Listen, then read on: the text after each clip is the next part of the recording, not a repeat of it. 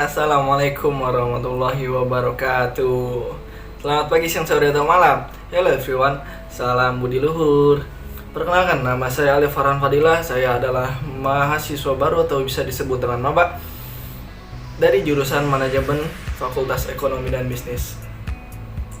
Dan yang saya hormati Bapak Dr. Muhammad Mabrur Taufik, SAG, SEMM, selaku dosen pengampu Manajemen dan Bisnis. Pada kesempatan kali ini, saya akan membahas materi tentang mengelola karyawan dan langkah-langkah bisnis. Tujuan dari pembelajaran ini adalah memberikan tata cara mengelola karyawan dengan baik dan benar, menganalisis pekerjaan karyawan baru untuk mengisi posisi jabatan yang sesuai, memberikan dasar-dasar pengetahuan bisnis yang memungkinkan penggunaan sumber daya dalam dunia bisnis. Kita tahu bahwa ketika kita membuka usaha, maka kita membutuhkan banyak sumber daya, misalnya orang, uang, kemudian juga material, bahan-bahan, dan lain sebagainya. Sumber daya ini harus kita dapatkan atau kita miliki agar kita bisa menjalankan sebuah usaha. Selanjutnya, memberikan suatu wawasan umum mengenai berbagai topik bisnis sehingga memungkinkan untuk menentukan bidang bisnis tertentu. Bidang-bidang di situ ada banyak macamnya, nanti kita akan bahas satu persatu. Saya akan menjelaskan tentang mengelola karyawan dulu. Mengelola karyawan terbagi menjadi 3 bagian, yaitu perekrutan, pelatihan, dan evaluasi karyawan. Definisi pengadaan tenaga kerja. Pengadaan tenaga kerja merupakan suatu proses yang terdiri dari job analisis, perencanaan tenaga kerja, penarikan, dan seleksi untuk memperoleh tenaga kerja dalam kuantitas dan kualitas yang tepat bagi suatu organisasi. Job analisis.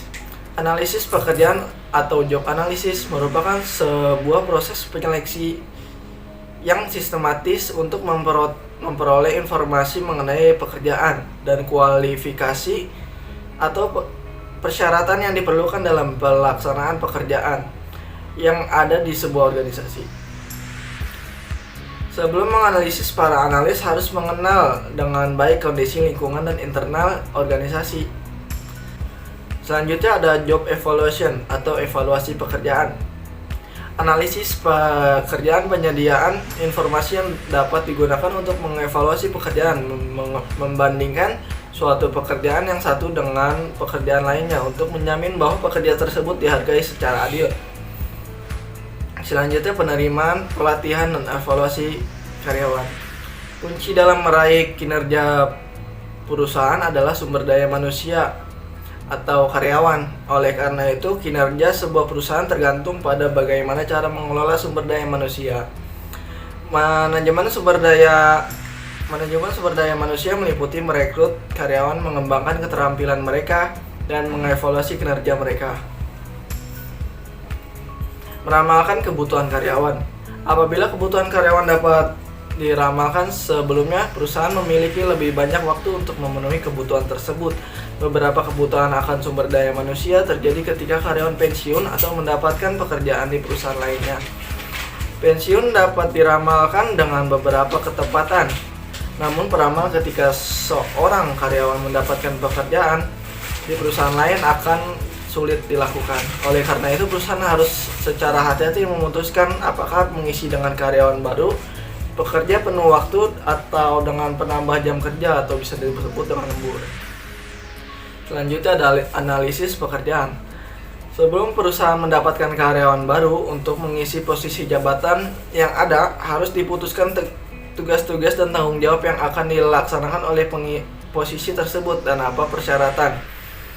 Di antara lain pendidikan, pengalaman, dan selanjutnya. Yang dibutuhkan sebagai kualifikasi untuk posisi tersebut, analisis dilakukan untuk menentukan tugas-tugas dan persyaratan yang dibutuhkan untuk posisi tertentu adalah berkenaan dengan analisis pekerjaan. Spesifikasi pekerjaan mencakup persyaratan yang diperlukan untuk melakukan kualifikasi pada posisi pekerjaan. Deskripsi pekerjaan mencakup tugas-tugas dan tanggung jawab dari posisi pekerjaannya. Selanjutnya, perekrutan. Perusahaan menggunakan berbagai macam bentuk perekrutan untuk memastikan pasokan calon pelamar dengan kualifikasi yang layak. Beberapa perusahaan memiliki manajer sumber daya manusia, kadang disebut manajer personalia, yang membantu setiap departemen tertentu untuk merekrut calon untuk posisi yang kosong. Penyaringan pelamar. Perekrutan yang digunakan untuk penyaringan pelamar pekerjaan mencakup beberapa langkah. Yang pertama, menilai setiap pelamar yang tidak memenuhi kualifikasi. Meskipun informasi yang diberikan amat terbatas, biasanya cukup untuk menentukan apakah pelamar memiliki latar belakang, pendidikan, dan pengalaman yang dibutuhkan untuk memenuhi kualifikasi posisi tersebut. Yang kedua, penyaringan pelamar adalah proses wawancara. Banyak perusahaan melakukan wawancara pendahuluan kepada siswa perguruan tinggi di bursa penempatan tenaga kerja atau di kampus-kampus atau di kantor mereka. Manajer sumber daya manusia harus mampu menilai kepribadian pengalaman yang tersisa melalui wawancara pribadi. Juga untuk mendapat informasi tambahan yang tidak diperoleh dari surat lamaran. Secara khusus, sebuah wawancara dapat mencerminkan ketepatan waktu, kemampuan berkomunikasi, dan sikap dan memperoleh informasi yang lebih rinci tentang pengalaman kerja pelamar. Yang ketiga, menghubungi referensi dari pelamar.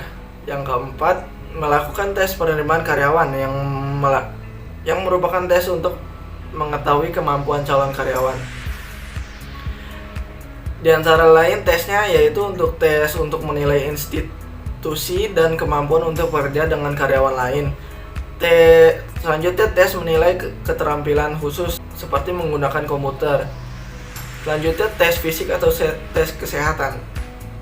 Yang kelima, menentukan keputusan penerimaan karyawan. Saat langkah-langkah penyaringan pelamar telah selesai, daftar pelamar harus sudah dikurangi menjadi sedikit pelamar yang berkualitas. Penyaringan yang cermat akan membuat perusahaan merekrut orang-orang yang kemudian akan berubah menjadi karyawan yang luar biasa. Akibatnya penyaringan yang cermat dapat menyebabkan tingkat perputaran tenaga kerja yang rendah. Saat penyaringan selesai dilakukan, calon yang terbaik dapat diseleksi dari daftar yang ada ditawarkan pekerja. Pelamar yang lain dapat dipertimbangkan jika calon pelamar terbaik tidak bersedia menerima pekerjaan yang ditawarkan. Paket kompensasi yang diberikan perusahaan. Perusahaan mencoba memberikan imbalan bagi karyawan dengan memberikan kompensasi yang layak. Selanjutnya, elemen dari sebuah paket kompensasi. Yang pertama yaitu gaji. Jumlah uang yang dibayarkan untuk sebuah pekerjaan selama periode tertentu. Gaji dapat dinyatakan dalam periode per jam, per periode pembayaran, atau per tahun, dan jumlah tetap selama periode waktu tertentu. Yang selanjutnya, opsi saham atau stock option memungkinkan karyawan untuk membeli saham perusahaan dengan harga yang khusus. Selanjutnya ada komisi, umumnya mewakili kompensasi untuk mencapai target penjualan tertentu. Selanjutnya bonus, pembayaran ekstra tempat waktu di akhir sebuah periode di mana dilakukan penilaian kinerja pekerja. Selanjutnya ada pembagian keuntungan. Pembagian keuntungan perusahaan untuk dibayarkan kepada para karyawannya. Selanjutnya ada tunjangan. Tambahan hak istimewa selain pembayaran kompensasi seperti pembayaran masa liburan, kesehatan, asuransi kesehatan, kematian atau gigi, dan program pensiun. Selanjutnya ada tunjangan jabatan. Tambahan hak istimewa selain pembayaran kompensasi dan tunjangan karyawan. Selanjutnya ada pengembangan keterampilan karyawan. Keterampilan teknis, karyawan harus dilatih untuk mengerjakan berbagai tugas yang dilakukan setiap harinya. Selanjutnya ada keterampilan pengambilan keputusan. Perusahaan dapat mengambil manfaat dengan memberikan karyawan beberapa pedoman untuk mempertimbangkan pengambilan keputusan dan menciptakan gagasan-gagasan. Selanjutnya keterampilan pelayanan pelanggan. Karyawan yang sering berhubungan dengan kebutuhan pelanggan harus memiliki keterampilan pelayanan pelanggan yang baik. Selanjutnya, keterampilan keamanan. Perusahaan mendidik karyawannya mengenai keamanan di lingkungan kerja. Pendidik ini mencakup pelatihan karyawan bagaimana menggunakan mesin-mesin dan perlengkapan yang dimiliki perusahaan. Selanjutnya, keterampilan sumber daya manusia. Beberapa seminar pelatihan yang akan penting bagi pengawas yang kurang terampil dalam mengelola karyawan lain secara umum. Jenis pelatihan ini akan membentuk pengawas menyadari bahwa karyawan mereka tidak hanya berhak untuk diperlakukan dengan layak, tetapi juga akan bekerja dengan lebih baik jika mereka diperlakukan dengan layak. Yang terakhir, mengevaluasi kinerja karyawan. Sebuah evaluasi harus dapat mengungkapkan kelebihan dan kekurangan karyawan dan menciptakan peluang bagi karyawan untuk dipromosikan di perusahaan di masa akan datang. Evaluasi diantaranya membagi evaluasi ke dalam berbagai kriteria objektif versus subjektif, menggunakan formulir evaluasi kerja, menentukan bobot kriteria. Selanjutnya saya akan membahas tentang langkah-langkah bisnis. Sebelum membahas langkah-langkah bisnis, kita harus tahu pengertian dari bisnis itu sendiri ya. Hakikat bisnis adalah usaha untuk memenuhi kebutuhan manusia, bisa berupa produk atau jasa yang bermanfaat bagi masyarakat. Pebisnis selalu melihat adanya kebutuhan masyarakat, kemudian mencoba untuk melayaninya dengan baik sehingga memberikan kepuasan kepada masyarakat. Tapi adanya kebutuhan ini, bisnis tidak akan ada manusia selalu memiliki kebutuhan dan juga keinginan. Kebutuhan adalah ketika kita membutuhkan, temukan ketika saat itu tidak dipenuhi, maka masalah keinginan sebenarnya tidak jadi masalah. Ketika keinginan itu tidak terpenuhi, namun keinginan manusia sangat banyak dan tidak terbatas. Dari kepuasan masyarakat tersebut,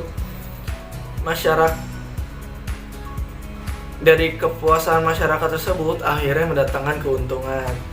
Bagi pebisnis, misalnya kebutuhan akan makan, membuka usaha di bidang warung kuliner, itu untuk memenuhi kebutuhan masyarakat. Jadi tujuan digunakan untuk mengembangkan bisnisnya, dari keuntungan itu digunakan untuk mengembangkan bisnisnya atau membuka lahan bisnis baru untuk selain puluhan masyarakat yang lagi bila hakikat dari pengertian bisnis. Langkah-langkah bisnis. Setiap orang memiliki kesempatan untuk berintis usaha atau bisnis sesuai dengan passion masing-masingnya. Apalagi di era digital saat ini, peluang untuk membuka dan mengembangkan bisnis terbuka sangat lebar. Tidak harus bermodal besar dan memiliki tempat atau toko, orang sudah bisa memiliki bisnis. Namun sayangnya berbagai besar orang masih ragu untuk memulai bisnisnya. Alasan sederhana, merintis dan mengelola usaha sendiri tidak semudah yang dibayangkan. Selain harus memiliki mental yang kuat, juga harus berpikir kreatif dan visioner. Nah, kira-kira apa saja nih yang dibutuhkan untuk memulai bisnis? Simak 6 langkah praktis untuk memulai bisnis dari nol. Nah, simak 6 langkah praktis memulai bisnis dari nol. Yang pertama, memilih usaha. Langkah pertama yang perlu kamu lakukan adalah menentukan usaha yang akan kamu buka. Kamu bisa perhatikan tren yang tengah berkembang dan perhitungan prospek jangka panjangnya. Selain itu, pertimbangkan juga dengan minat dan passion kamu, karena biasanya usaha yang sesuai minat dapat bertahan lama daripada sekedar mengikuti tren. Yang kedua, yaitu modal. Setelah sudah memilih usaha, langkah kedua adalah pikirkan modal, baik itu modal pengetahuan maupun segi finansial. Perhitungan modal yang dikeluarkan itu dapat kembali dalam jangka waktu beberapa lama, dan apakah sesuai dengan keringat dan usaha yang dilakukan. Selanjutnya yaitu organisir diri. Setelah itu mulailah mengorganisir diri. Buatlah rencana bisnis dan inovasi apabila saja yang perlu kamu lakukan. Catat sebuah kebutuhan, baik itu perlengkapan hingga bahan baku yang dibutuhkan. Serta juga visi dan misi yang jelas untuk usaha yang tengah kamu rintis, supaya kamu bisa membuat logo, nama usaha, hingga akun sosial media sebagai media pemasaran. Pelajari juga istilah-istilah dalam bisnis di kampus bahasa keuangan supaya tidak gaptek ya.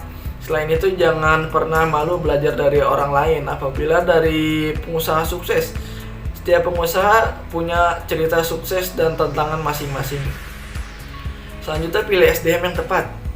Sumber daya manusia adalah salah satu faktor krusial adalah apakah bisnis Anda dapat berkembang atau tidak. Sebab tak mungkin kamu bisa mengelola semuanya dengan sendirian. Pastikan SDM yang kamu pekerjakan mendatangkan manfaat kalau perlu, atau multitasking untuk bisa membuat usaha kamu lebih maju. Selanjutnya, marketing. Maju tidaknya sebuah bisnis sekarang tergantung dari cara marketing dan analisis pasar. Sebagus apapun produk yang kamu miliki, kalau tidak melakukan pemasaran dengan tepat, maka akan mengalami kesulitan dalam penjualan. Manfaatkan semua jaringan sosial media yang kamu miliki. Berikan layanan terbaik mulai dari tanya jawab produk dan lain sebagainya. Selanjutnya, yang terakhir ada atur keuangan. Setelah semuanya sudah berjalan, langkah penting selanjutnya adalah fokus mengatur keuangan. Di awal-awal usaha, umumnya pengeluaran masih lebih besar daripada pemasukannya. Namun juga merintis, banyak perlengkapan yang harus disiapkan. Selain itu juga belum terbiasa mengatur pos-pos mana saja yang bisa dihemat. Hindari itu semua ya. Hindari cepat berpuas diri dengan keuntungan yang didapat. Jangan sampai digunakan secara serampangan. Sebaiknya sisihkan keuangan sebagai dana cadangan dan modal untuk mengembangkan usaha yang lebih luas atau membuka cabang atau sebagainya. Itulah 6 langkah praktis untuk memulai bisnis dari nol. Kalau kamu ingin yang simpel dan sederhana, kamu bisa mulainya dari Tokopedia, Shopee, Lazada, dan lain sebagainya. Oke, cukup sekian penjelasan dari saya tentang mengelola karyawan dan langkah-langkah bisnis. Kurang lebihnya mohon maaf karena saya harus masih banyak belajar. Wassalamualaikum warahmatullahi wabarakatuh. Salam budi luhur. Bye-bye.